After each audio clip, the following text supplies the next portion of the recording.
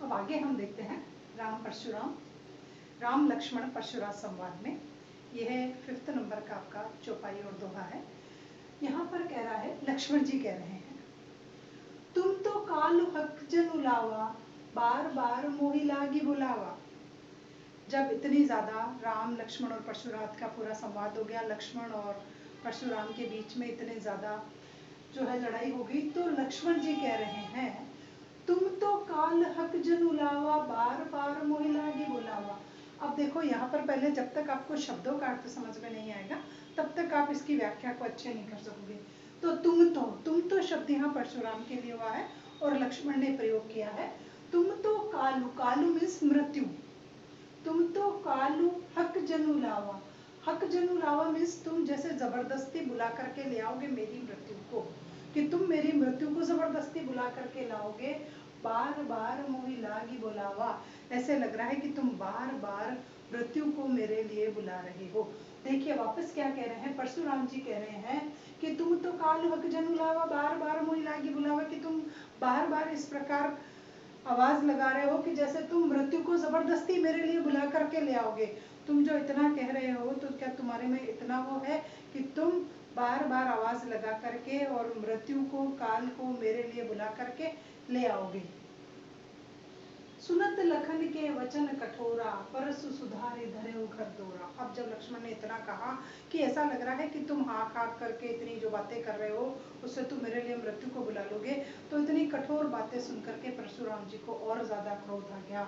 और सुनत लखन के वचन कठोरा, लक्ष्मण के कठोर वचन सुन करके, कठोरा मीन्स कठोर, सुन करके परसु सुधारी धरे घर दोरा, परसु मीन्स परशुराम जी ने, सुधारी मीन्स संवार लिया, सीधा कर लिया, धरेउधर धोरा जो भयंकर परसा उनके हाथ में थे उसको परशुराम जी ने सीधा कर दिया।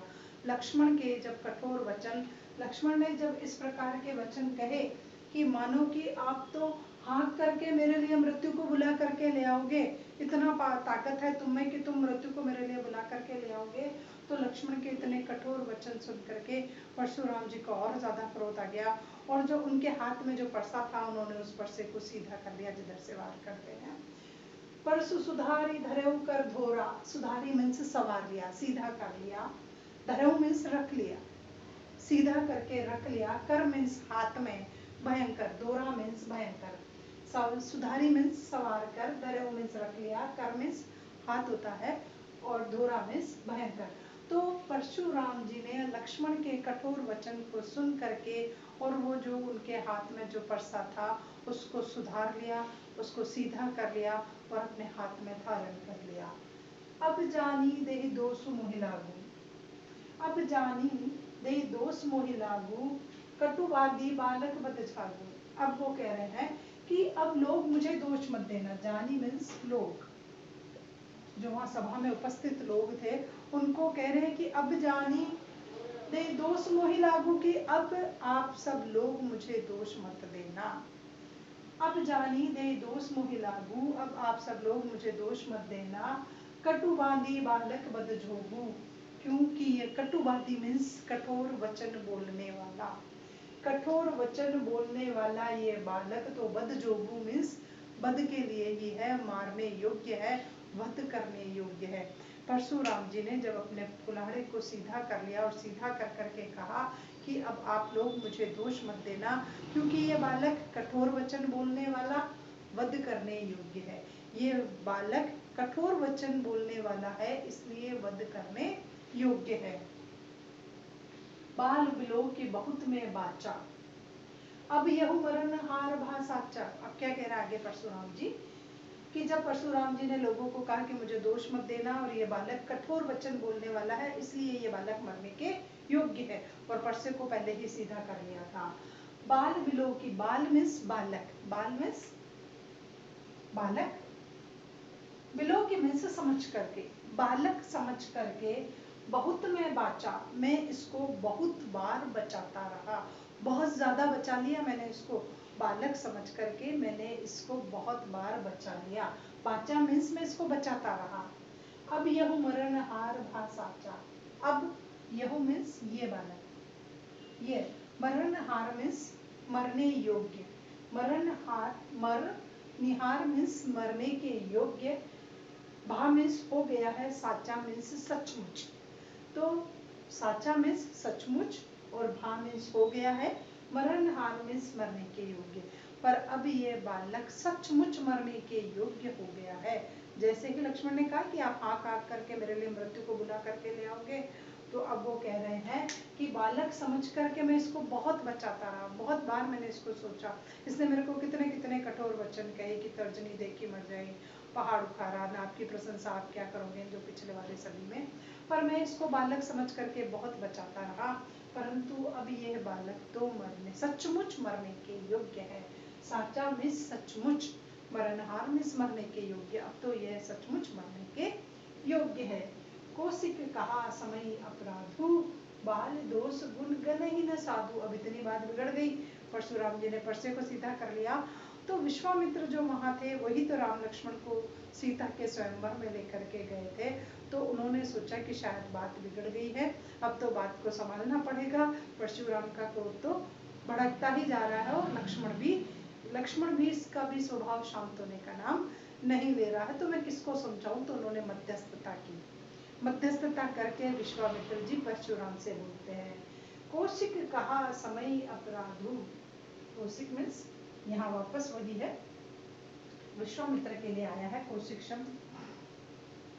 विश्वामित्र जी जो राम लक्ष्मण के गुरु थे, कहा समय अपराधु कि क्षमा कर दो, इसके अपराध को, इसके दंड को आप क्षमा कर दो। विश्वामित्र जी बोले कि आप इस बालक के अपराध को क्षमा कर दो।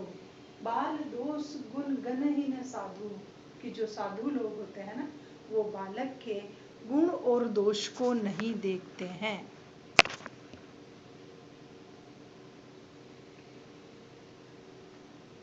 जो साधु लोग होते हैं वो बालक के गुण और दोष को नहीं देखते हैं, अतः आप इसके अपराध को क्षमा कर दीजिए।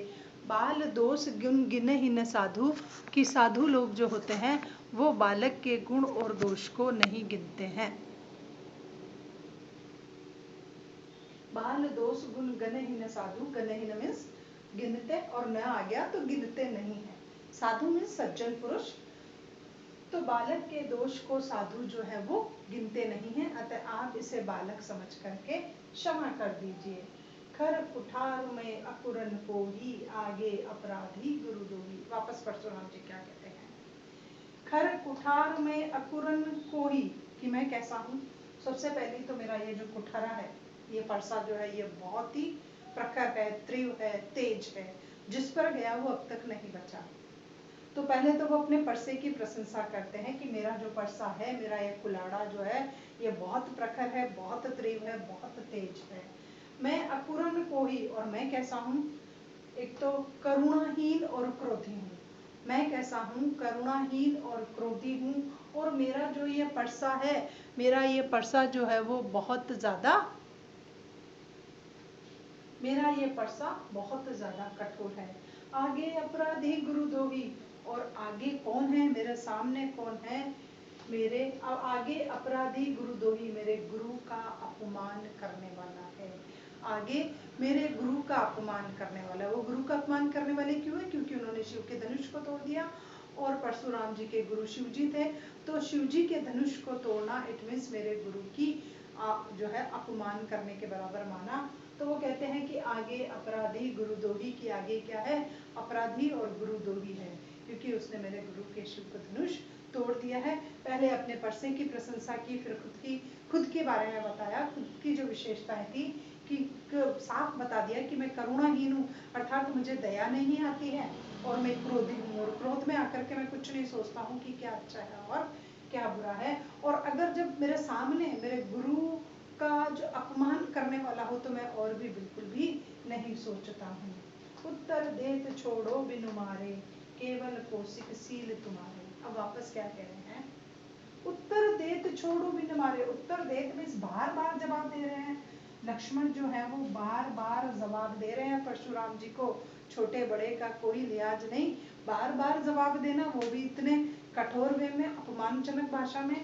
तो उत्तर देत छोड़ बिन मारे, इतना ज्यादा बार बार मेरा मजाक बना के मेरी बातों को मुझे जवाब देते, मुझे उत्तर दे रहा है, तो अगर मैं इसको छोड़ू बिनु मारे, अगर मैं इसको बिना मारे ही छोड़ देता हूँ,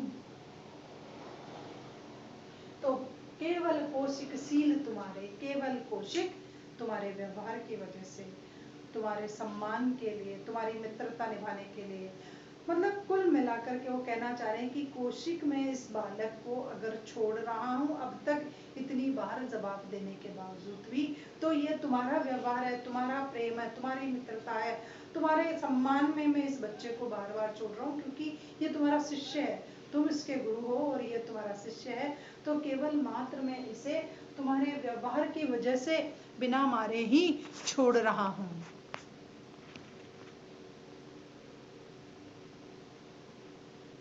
न तह यही कटि कुठार कठोरे, गुरहि उरिन होऊं शम थोड़े। वरना क्या होता, फिर वो कह रहे हैं कि न तो यही कटि कुठार कठोरे, नहीं तो, न तो मीन्स नहीं तो,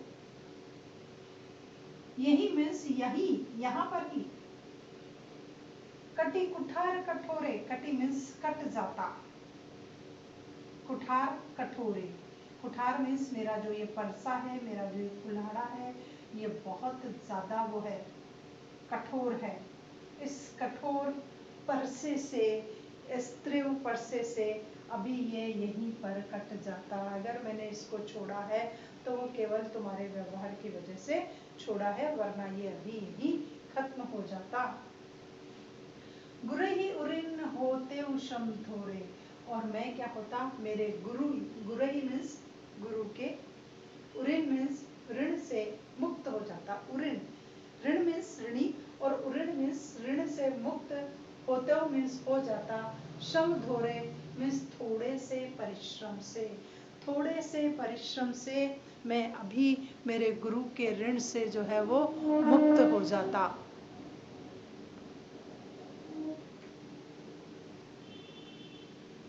न तो यही कटी कुठार कटोरे, नहीं तो ये यही कट जाता इस कुठार कटोरे परसे से, और गुरे ही उरिन होते हुए श्रम धोरे, और थोड़े से श्रम से, बहुत कम समय लगता है ना काटने में, कितना समय लगता है, तो अभी थोड़े से श्रम से ही मैं मेरे गुरु के ऋण से मुक्त हो जाता, उऋण हो जाता।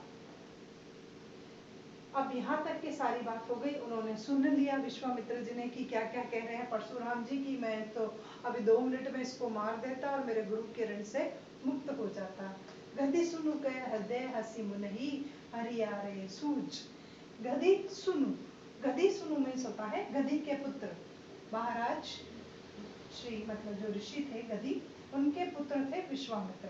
तो यहाँ क्या कह रहे हैं, गधि सुन मीन्स विश्वामित्र के लिए आया है, गधि सुन कह हृदय हसी मुनि।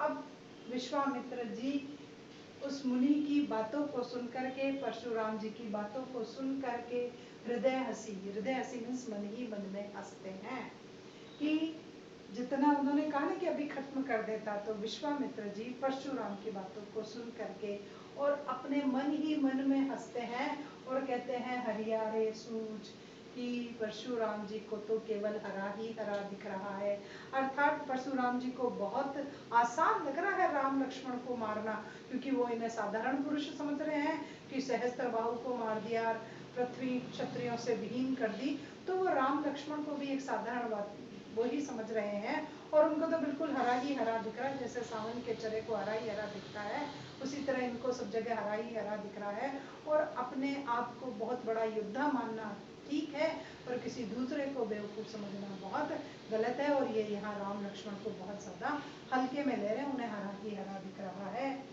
अमय खांड न उखमय, अजहु न बूझ अबूझ। अभी कह रहे अमय, अमय का अर्थ है लोहे का बना, लोहे का बना, और उखमय है गन्ने से बना, दो चीजें हैं यहाँ, खांड और खांडा। खांड जो होती है वो गन्ने से बनती है, और खांडा जो है वो लोहे से बनता है। शब्द एक ही बार आया है खांड, लेकिन खांड दोनों से बनता है, लोहे का भी बना खांडा होता है और गन्ने से भी बनी खांड होती है। तो यहाँ पर देखिए अमय का अर्थ है लोहे का बना, और उखमय का मतलब गन्ने से बना। अजहु न बूझ अबूझ, बूझ मीन्स समझना, और अबूझ मीन्स अज्ञानी। यहाँ क्या कहा परशुराम जी ने राम और लक्ष्मण के लिए कि सॉरी विश्वामित्र ने राम और लक्ष्मण के लिए कहा कि अमय खांड न उखमय, कि जो परशुराम जी समझ रहे हैं ना लक्ष्मण को कि गन्ने से बनी हुई खांड होगी, घोली मिलाई न पी गए, वो गलत है। ये तो लोहे का बना खांडा है, लोहे की बनी तेज धार वाली तलवार है। तो लक्ष्मण लोहे का बना खांडा है, न कि गन्ने की बनी खांड। जबकि परशुराम जी उसको गन्ने से बनी खांड समझ रहे थे कि काटा पीटान रस निकालान छुट्टी बनायान पी गए, वैसा नहीं होगा। अजहुन बूझ अबूझ, अजहुन मीन्स अभी भी नहीं समझ रहे हैं, अज्ञानी। यहाँ अज्ञानी शब्द परशुराम जी के लिए आया है। विश्वामित्र जी परशुराम जी को अज्ञानी कह रहे हैं कि अभी भी अज्ञानी नहीं समझ पा रहे हैं इस बात को कि उनके सामने लोहे का बना खांडा है, न कि गन्ने से बनी खांड। तो परशुराम जी को समझ जाना चाहिए कि राम और लक्ष्मण कोई साधारण मनुष्य नहीं है। वो धरती पर यहाँ आए हैं तो किसी उद्देश्य के लिए आएंगे, और जब इतना पुराना शिव धनुष हाथ लगाने से ही टूट गया तो कहीं ना कहीं कोई असाधारण मनुष्य होगा ही होगा, वरना इतने बड़े राजा महाराजा महारथी उसको उठा तक नहीं पाए। तोड़ना तो बहुत दूर की बात थी, प्रत्यंचा चढ़ाना बहुत दूर की बात थी, वो लोग उसे उठा भी नहीं पाए। तो इसका मतलब राम और लक्ष्मण असाधारण पुरुष हैं, साधारण पुरुष नहीं। तो परशुराम जी उनको लोहे से बना खांडा समझे, गन्ने से बनी शक्कर नहीं, जबकि वो अज्ञानी है, वो उनको गन्ने से बनी शक्कर समझ रहे हैं।